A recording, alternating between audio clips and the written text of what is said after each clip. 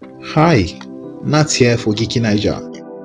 Today we are going to be talking about the basic web fundamental, that is the minimum amount of information you need to be able to develop static web applications using a Python web framework called Flask.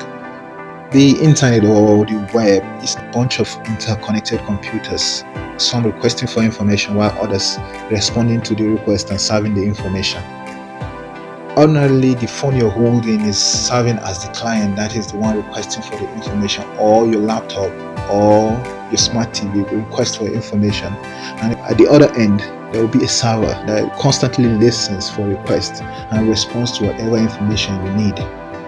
For instance, on your browser panel, let's say you enter www.google.com. The browser attached a command to it called get, then sent it to that particular address. The server at google.com will search its internal memory for a file called index.html, package it, add some header data to it and session data, and send it back to your browser, which is serving as the client in this instance. The browser will render the page for you to read the results. The above concept is called the request response cycle, in which the client makes a request and the server responds with the data the client requested. There are basically four request methods: the get, the post, the put, and the delete. The get is the most widely used of the four. Get basically is like get a particular page for me. Example, www.example.com/index.html in your browser will entail you getting the page from the server. Search queries to work in the same way. The server will receive the get request, searches its database, bundle the response, and send it back to the client. In the post requests, I'm sure at one point or the other you might have registered or signed up for something. So during registration or signing up, the post method is what is being used. Post method entails having information in key value pairs that are bundled together and sent to the server for storage. The other two request methods, put and delete, are not mostly used because they are used in another system called the application programming interface, that is a communication channel between the server and an application running on either your phone or the computer. They remove or insert data on the database.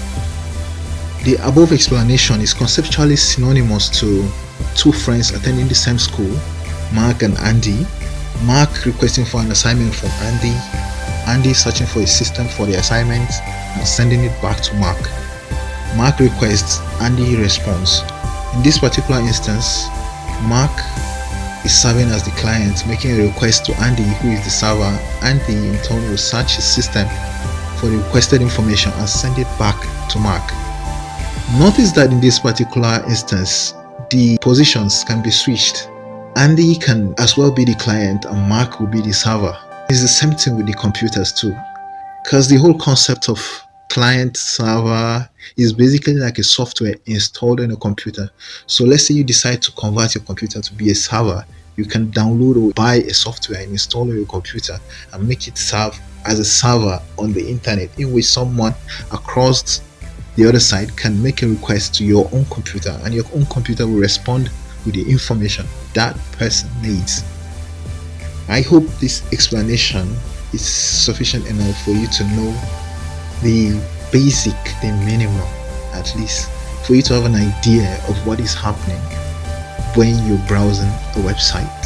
When you enter something like www.google.com, browser is sending get this document, and when it receives the document, it interprets the document and you see the results.